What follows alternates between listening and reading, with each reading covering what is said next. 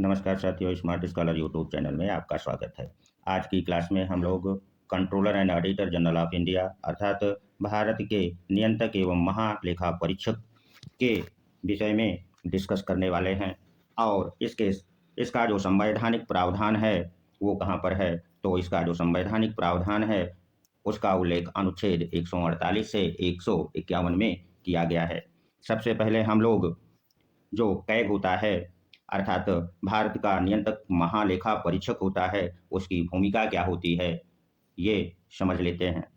तो इसकी भूमिका ये होती है कि कैग भारतीय लेखा परीक्षा एवं लेखा विभाग का यह प्रमुख होता है तथा यह सरकारी वित्त, जिसे हम सार्वजनिक वित्त कहते हैं, का संरक्षक भी होता है। तथा जो भारतीय लेखा परीक्षा एवं लेखा विभाग है यह एक संवैधानिक निकाय एवं स्वतंत्र निकाय होता है। संवैधानिक निकाय इसलिए होता है क्योंकि इसका प्रावधान हमारे संविधान में है।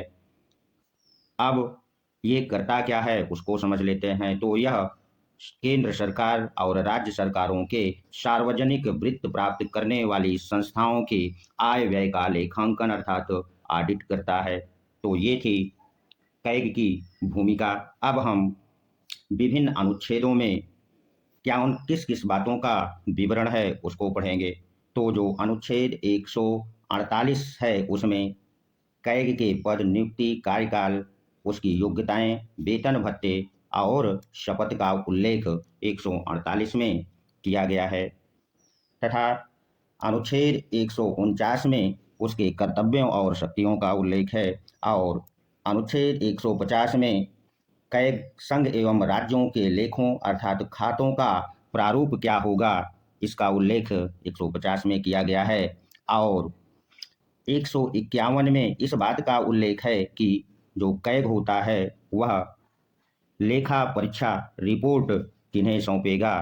तो एक एक करके हम सभी अनुच्छेदों के विषय में विस्तृत डिस्कस करेंगे और जो भी डिस्कस हम करेंगे वो आपकी परीक्षा की दृष्टि से महत्वपूर्ण तथ्य होंगे। तो चलिए एक एक करके हम लोग डिस्कस करते हैं। सबसे पहले हम लोग अनुच्छेद 148 में जिन बातों का उल्लेख किया गया है उस पर डिस्कस करेंगे। तो अनुच्छेद 148 में कैग के पद का उल्लेख है। और जो कैग होता है इसकी नियुक्ति भारत के राष्ट्रपति द्वारा की जाती है। कैसे की जाती है, तो राष्ट्रपति अपने हस्ताक्षर और मुहर सहित अधिपत्र द्वारा राष्ट्रपति कैग की नियुक्ति करता है। और जब उसकी नियुक्ति होती है तो वह राष्ट्रपति या उसके द्वारा नियुक्त किसी व्यक्ति के समक्ष अनुसूची 3 जिसमें शपथ का उल्लेख है के अनुसार शपथ ग्रहण करता है। और कैग कर्तव्य और उसकी सेवा शर्तें अधिनियम 1971 के तहत कैग का जो कार्यकाल होता है वह 6 वर्ष होता है या 65 वर्ष की आयु तक जो भी पहले हो अपने पद पर बना रह सकता है। अब हम लोग यहाँ पर इस बात की विवेचना करेंगे या डिस्कस करेंगे कि कैग त्यागपत्र किसे देता है और उसे उसके पद से कैसे हटाया जा सकता है। तो कैग राष्ट्रपति को संबोधित पत्र के माध्यम से अपने आप पद त्याग सकता है। तथा कैग को जो हटाने की प्रक्रिया है वह उच्चतम न्यायालय के न्यायाधीश की प्रक्रिया के समान है। और जो आधार उच्चतम न्यायालय के न्यायाधीश को हटाने का है वही आधार कैग को उसके पद से हटाने का आधार है। अब कैसे हटाया जा सकता है इसको जान लीजिए। तो संसद के दोनों सदनों के विशेष बहुमत से पारित प्रस्ताव के आधार पर या कैग पर कदाचार या अक्षमता के आधार पर संसद उसे हटा सकती है। अब हम लोग अनुच्छेद 48 में जो उसकी वेतन एवं अन्य सेवा शर्तें हैं उसको हम लोग डिस्कस करेंगे। तो जो कैग का वेतन होता है वो सर्वोच्च न्यायालय के न्यायाधीश के बराबर वेतन प्राप्त होता है। और उसके वेतन और अन्य सेवा शर्तों का निर्धारण संसद विधि बना करके करती है। अब थोड़ी सी महत्वपूर्ण जानकारी अनुच्छेद 148 के तहत जो उल्लिखित है उसको भी आप लोग समझ लीजिए। तो कैग जो है आप प्रशासनिक व्यय एवं कार्यालय व्यय के संबंध में जो उस कार्यालय में काम करने वाले कर्मचारी होते हैं उनका जो वेतन पेंशन आदि प्राप्त होती है वो भारत की संचित निधि पर भारित होती है। अब सबसे महत्वपूर्ण प्रश्न ये कि जो कैग की नियुक्ति होती है उसकी योग्यता क्या होनी चाहिए। तो संविधान में उसकी योग्यता के संबंध में कोई उल्लेख नहीं है। तो अब प्रश्न जो उठता है वो ये कि फिर किस व्यक्ति को किस आधार पर राष्ट्रपति कैग के पद पर नियुक्त करता है, ये बहुत बड़ा प्रश्न उठ जाता है। तो संसद कानून बना करके उसकी योग्यताओं का निर्धारण किया है और वो भी अधिनियम 1971 के तहत। अब कौन कौन सी योग्यताएं होती हैं कैग के पद पर नियुक्त होने के लिए। तो पहली योग्यता उसकी ये होती है कि वो भारत का नागरिक होना चाहिए और उसे लोक वित्त या सरकारी लेखा का विशेषज्ञ होना चाहिए अथवा 10 वर्ष तक वह लोक सेवक रह चुका हो। तो ऐसे व्यक्ति को राष्ट्रपति कैग के पद पर नियुक्त करता है। अब हम लोग अनुच्छेद 149 में जो कैग के कर्तव्य और शक्तियां लिखी हुई हैं उसमें हम लोग सबसे पहले उसकी शक्तियां क्या है उसे पढ़ेंगे। तो कैग किसी भी कार्यालय या विभाग का निरीक्षण कर सकता है जो कैग के लेखा परीक्षक के अधीन है।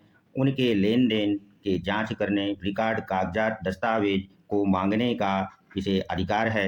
लेखा परीक्षा की जो परीक्षण करता है उसकी समय सीमा और तरीकों को निर्धारित करने का जो अधिकार है वह कैग के पास है। कैग का यह दायित्व है कि जो लेखा परीक्षण करता है उसकी रिपोर्ट बना करके वह राष्ट्रपति और राज्यों से संबंधित जो रिपोर्ट है वह राज्यपाल को सौंपे, ये उसके कर्तव्य भी हैं। अब हम लोग अनुच्छेद 150 में कैग के जो लेखे का प्रारूप होता है उसके विषय में जानेंगे। तो अनुच्छेद 150 के तहत कैग संघ एवं राज्य का हिसाब किताब किस रूप में रखना है इसकी सलाह देना उसका दायित्व है और वह किसे सलाह देगा, वह राष्ट्रपति और संबंधित राज्यों के राज्यपालों को सलाह देगा। और जो आखिरी अनुच्छेद बचा हुआ है वो है अनुच्छेद 151। तो अनुच्छेद 151 में इस बात का उल्लेख है कि कैग केंद्र से संबंधित ऑडिट रिपोर्ट राष्ट्रपति को प्रस्तुत करने के लिए जिम्मेदार है एवं राज्यों से संबंधित जो ऑडिट रिपोर्ट है वह राज्यपाल को सौंपने के लिए जिम्मेदार है। कैग द्वारा जो राष्ट्रपति को रिपोर्ट प्रस्तुत की जाती है उसमें 3 तरह की रिपोर्ट होती है। 3 तरह की जो रिपोर्ट होती है वो कौन कौन सी होती है। पहला, व्यय विवरण पर रिपोर्ट। इसमें व्यय विवरण वास्तविक व्यय की तुलना में संसद द्वारा जो स्वीकृत धन है उसकी तुलना करके व्यय रिपोर्ट वह प्रस्तुत करता है। दूसरी रिपोर्ट जो वो तैयार करता है वह वित्त लेखा रिपोर्ट है। इसमें वो केंद्र सरकार की वार्षिक प्राप्तियों और व्ययों को दर्शाता है जिसे हम बजट कहते हैं। और सार्वजनिक उपक्रमों पर तीसरी रिपोर्ट जो प्रस्तुत करता है वो सार्वजनिक उपक्रम अर्थात जो संस्थान हैं जैसे निगम हो गए, कोई सरकारी विभाग है उसका लेखा रिपोर्ट वह प्रस्तुत करता है। अब इन रिपोर्टों को राष्ट्रपति द्वारा संसद के दोनों सदनों के समक्ष रखा जाता है। फिर एक लोक लेखा समिति होती है जो इस रिपोर्ट की जांच करती है और अपना निष्कर्ष संसद को सौंप देती है। विभिन्न घोटालों की जो जांच होती है वह लोक लेखा समिति करती है और उजागर भी करती है क्योंकि जो रिपोर्ट प्रस्तुत की जाती है वो लेखा समिति इस रिपोर्ट की पहले जांच करता है अर्थात देखता है और अपने निष्कर्ष को संसद को सौंपता है। कोयला घोटाला रहा हो, बोफोर्स घोटाला रहा हो, इसका उजागर लोक लेखा समिति के माध्यम से ही हुआ है।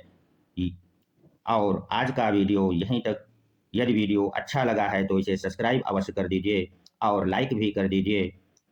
मिलते हैं अगले वीडियो में, तब तक के लिए धन्यवाद।